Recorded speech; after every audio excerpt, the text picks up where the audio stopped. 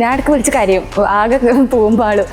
അപ്പോൾ ചില സമയത്തൊക്കെ അവർ പറയും മാർക്ക് കുറവാണല്ലോ, പക്ഷെ നമ്മൾ നല്ല ഡൗൺ ആയി നിൽക്കുന്ന സമയത്ത് അവർ തന്നെ ഉണ്ടാവുള്ളൂ. നമ്മളിങ്ങനെ കൂട്ടി കൊണ്ടുവരാൻ നോക്കുമ്പോൾ താഴെ പോകും, അപ്പോൾ ആകെ നമ്മളെ കയ്യിൽ നിന്ന് പോകും. പക്ഷെ അപ്പോഴും ഇങ്ങനെ ആരെങ്കിലുമൊക്കെ നമ്മളെ സൈഡിലുണ്ടാവും. അഷ്റഫ്സറൊക്കെ എന്നും പറയും അതിൻ്റെ പുറത്തേക്ക് പോകണ്ട, കാരണം ഇതന്നെ നിങ്ങൾക്ക് അത്യാവശ്യമുണ്ട്, ഇതിൽ നിന്നേ വരുള്ളൂ, പിന്നെ എന്തിനാ പുറത്തേക്ക് പോകണേ. ഞാൻ പിന്നെ ഇടയ്ക്ക് വിചാരിക്കും ഇനിയിപ്പോൾ ഉറങ്ങണമില്ല എന്നാൽ പിന്നെ ആ സമയം പഠിച്ചുകൂടെ വിചാരിക്കും. പക്ഷെ അത് കാര്യമില്ല, എന്തായാലും അവിടെ പോയി കിടക്കും. പിന്നെ കേരള റാങ്ക് ഒരു 100ൻ്റെ അടിയിൽ കിട്ടിയാൽ ഒരു അടിപൊളിയാണ്, അങ്ങനെ എനിക്ക് തോന്നുന്നത്. ഫാദറും മദറും ഇവർക്ക് ഭയങ്കര ആഗ്രഹമാണ് ഡോക്ടർ ആവണമെന്ന്. അപ്പോൾ അതിനനുസരിച്ച് ഭയങ്കര സപ്പോർട്ടാണ്. ഞാൻ ഇടയ്ക്ക് വിളിച്ച് കാര്യം ആകെ പോകുമ്പോഴും.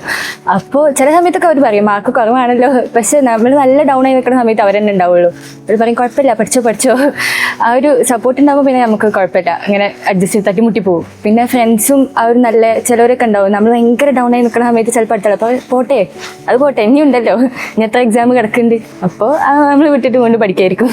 അങ്ങനെ ഞാനും കൂടെ പഠിച്ചാൽ മതി, അങ്ങനെ ഒരു സംഭവം. +2 വരെ ഒന്നും അത്ര ഇതില്ല, പക്ഷെ റിപ്പീറ്റ് ചെയ്യാൻ കയറി എന്തോ ഒരു ഇതിൽ. പിന്നെ റിപ്പീറ്റ് ചെയ്യാൻ കയറിയപ്പോൾ പിന്നെ ഇങ്ങനെ മെന്റേഴ്സൊക്കെ പറയുന്നുണ്ട്, ഇങ്ങനെ CMC പറയുന്നുണ്ട്, അങ്ങനെ ഓരോ വീഡിയോസിനൊക്കെ കാണുമ്പോൾ ഇങ്ങനെ വീണ്ടും ഇങ്ങനെ അത് പിന്നെ വീണ്ടും റിപ്പീറ്റിന് വന്നത്. ഇങ്ങനെ ഞാൻ നൈറ്റ് ബാച്ചാണ്, ഇവിടെ നമുക്ക് ഇഷ്ടമുള്ള ഇതിൽ നിൽക്കാമല്ലോ.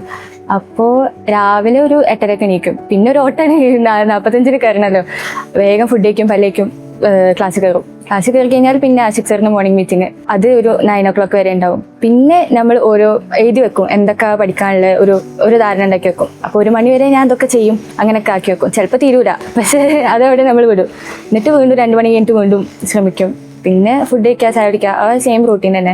ഉറങ്ങാറ് കറക്റ്റ് ഒരു 6.5 മണിക്കൂർ എന്തായാലും ഉറങ്ങാറുണ്ട്. അത് ഇപ്പോൾ ലാസ്റ്റൊക്കെ ആയപ്പോൾ ഒക്കെ കുറച്ച് കുളയിക്കണം, കുറേ നേരം അന്തം വിട്ടിരിക്കും രാത്രി. പിന്നെ സാറ് പറയുന്ന പോലെ അവിടെ പോയി കിടക്കുക വെറുതെ. ഞാൻ പിന്നെ ഇടയ്ക്ക് വിചാരിക്കും ഇനിയിപ്പോൾ ആ ഉറങ്ങണമില്ല എന്നാൽ പിന്നെ ആ സമയം പഠിച്ചുകൂടെ വിചാരിക്കും. പക്ഷെ അത് കാര്യമില്ല, എന്തായാലും അവിടെ പോയി കിടക്കും. പിന്നെ നമ്മളിങ്ങനെ കൂട്ടി കൊണ്ടുവരാൻ നോക്കുമ്പോൾ താഴെ പോകും, അപ്പോൾ ആകെ നമ്മളെ കയ്യിൽ നിന്ന് പോകും. പക്ഷെ അപ്പോഴും ഇങ്ങനെ ആരെങ്കിലുമൊക്കെ നമ്മളെ സൈഡിലുണ്ടാവും. അത് കുഴപ്പമില്ല, വിട്ടേക്ക്, ഇനി പഠിച്ചാൽ കിട്ടും. ആഷിഖ് സാറൊക്കെ മോർണിംഗ് മീറ്റ് പറയും ഇനി പഠിച്ചാൽ കിട്ടും. ഇപ്പോൾ ജനുവരി ഫെബ്രുവരി ഒക്കെ വരെ പറഞ്ഞിരിക്കണേ ഇനി പഠിച്ചാൽ കിട്ടും. അപ്പോൾ അങ്ങനെ ടെസ്റ്റ് ചെയ്തിട്ട് അങ്ങോട്ട് പോകും. ഫിസിക്സ് ടഫാണ്, പക്ഷെ ചില സമയത്തൊക്കെ ചെയ്തു വരുമ്പോൾ നമുക്ക് നല്ല രസം തോന്നും. ഹരം പിടിച്ചാൽ രസമാണ്, പക്ഷെ ചില സമയത്ത് ഭയങ്കര ബോറായിട്ട് അങ്ങനെ കിട്ടാതെ വരുമ്പോൾ ആകെ ഇടങ്ങേറായി പോകും. നല്ല തലവേദന ഉണ്ടാക്കാൻ പറ്റും, രസം ഉണ്ടാക്കാനും പറ്റും.